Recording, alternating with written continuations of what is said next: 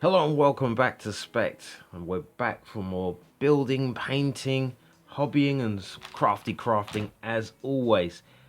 Finally, they are here. Finally, it has arrived. Oh my goodness. What can I say? Apart from let's hurry up and get this open, man, because I'm fiending right now.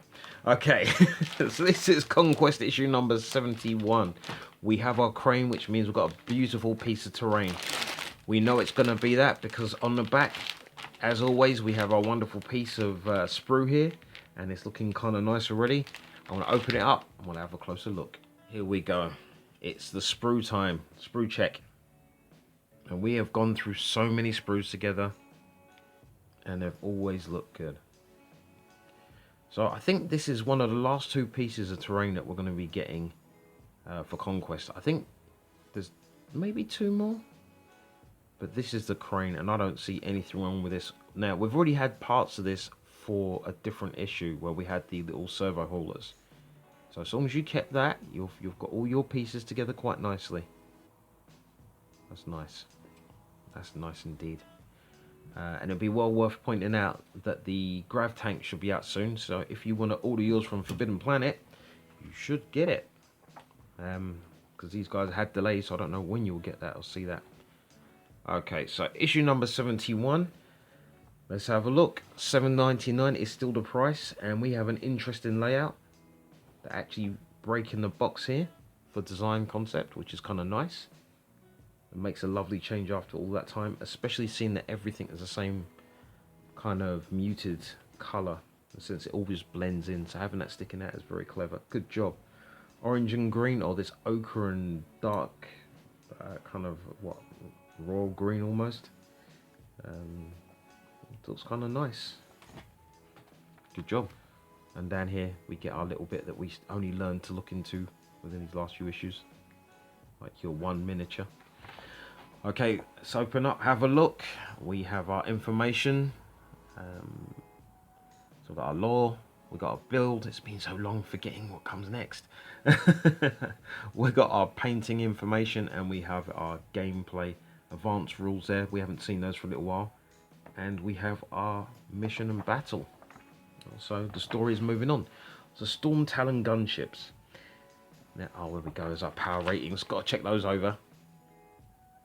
Now, with the recent way that the game plays, I'll be honest with you, I've got one of these for the Sons of Phoenix. I repainted, and it was one of the first flyers I ever got. And when I was building it, I've kind of gone away already. When I built the model, I couldn't understand why the tail wouldn't go on, and I spent ages figuring it out, and I finally glued it down. I was so proud of myself once I built it, because it's one of the first models I built, only to find out that I kind of put it on backwards. So it hasn't got the traditional tail fin where it tapers away from the body. It kind of goes towards, it's just different. Anyway, they're handy to get around in battle. They don't hold any objectives, but they put down a lot of firepower. Hence the name Gunship. So I use it in that way. It's good to see. Nice to see them, nice designs. And I think I got another one of these. Was it in... I think it was like a Sky Battles, where you had like two models in a box set. That's pretty cool. I think I picked up my Helldrake from there as well. But anyway, look, let's continue. So there's lots of variety of different options of weapons on there, and it's really cool. One of the things that I found out, not recently, but a while back, when I was always interested in the pilots, like why they always seem the same. They tend to use the Hawk Lords as either pilots that train other pilots, or they are the actual pilots for other chapters of Space Marines, which I found interesting, even though they colour them up as the Tech Marines, Mechanica style. So I thought that was really interesting, because they like the best of the pilots. Kind of like how the White Scars are all about bikes. Those guys are all about flying.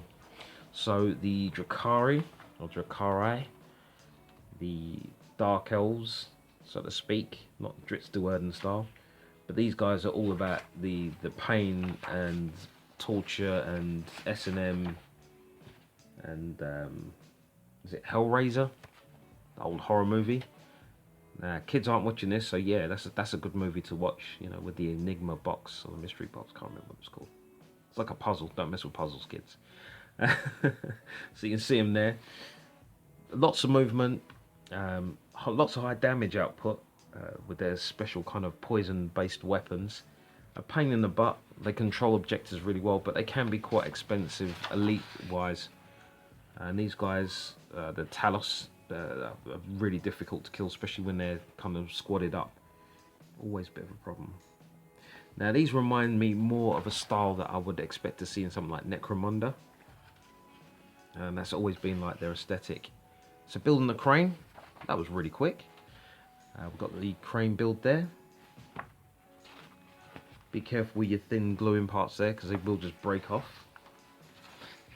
So nice counterbalance there, good. You could always dry fit test these, and that just basically means you could either use a little bit of super glue, tiny bit, or a bit of blue tack, just to see where things will fit and where you want them. Optional items there. Always go for the big one, it just looks cooler. This tiny little hook is just pointless. There's the base, and there's the previous components, which I made mention before. So again, hopefully you haven't thrown them away. And if you have, it's just these wheel tracks. Yeah, you can probably get that off a train set somewhere. And that looks really good. And again, there's an additional part there, optional assembly. You can keep that the same as your servo hauler or not. It's up to you. Makes no difference whatsoever. What would be cool, and what I'm going to do, is get a piece of track, just plastic train track, or maybe make some myself, and just drop it on the battle mat where this will be sitting, or the board where it's sitting. Nothing major there. You see I've been painting pretty much for the last 3 days solid. Interesting times. For about 2-3 hours of time. So Sector Mechanicus crane, we've got all our colours here. They're going for the bright red, I'm going yellow and warning chevrons. And there's no way I'm going to have time to do that for this video, but I'll make sure that I will put it together for a future video so you can see it. It's nice.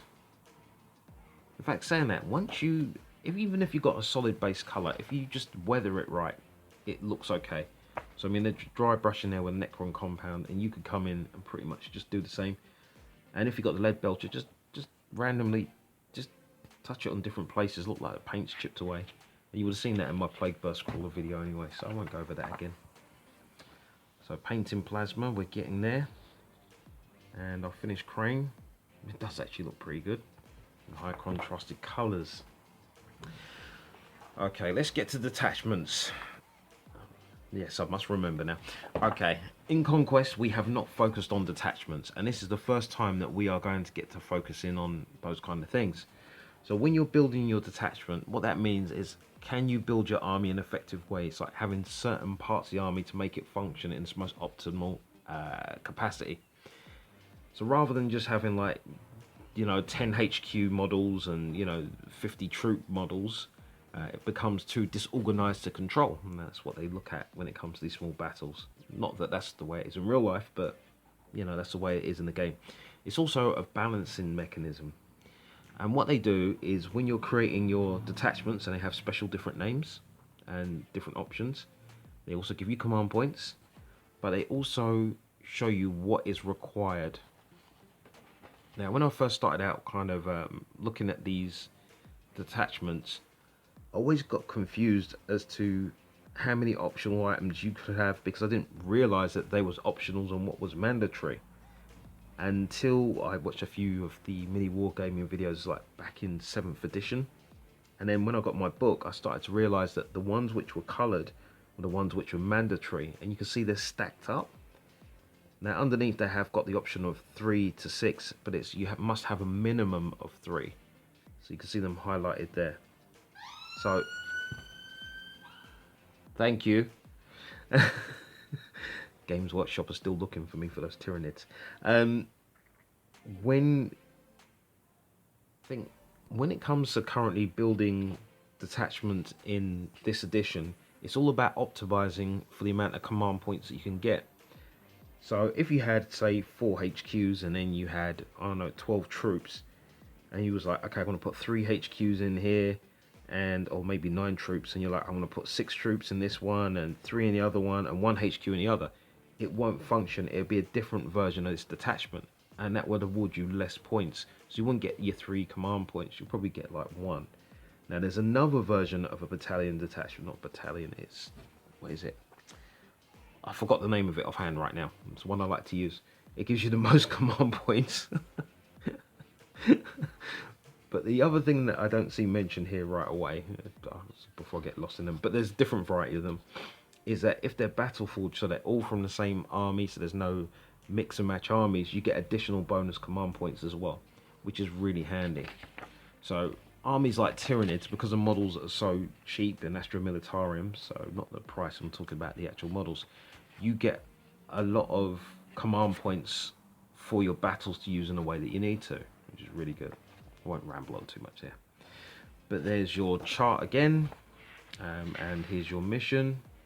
So crane placement, and what rules do you have for your crane? Cover again. I would optional house rule this to be something that can move containers or move models out of the way. That'd be brilliant. Look, okay, so they're continuing with the information law, which is good. And deployment. So that's it, really. It's a soft issue. It feels like a filler issue. Nothing major, but at least we've got it in a way. I'll have to build up the crane. But again, it's alright. Value for money, all good, $7.99. This has been Spect. I've enjoyed the time. Hope you've enjoyed your time, and you tell me what you think. And as always, PC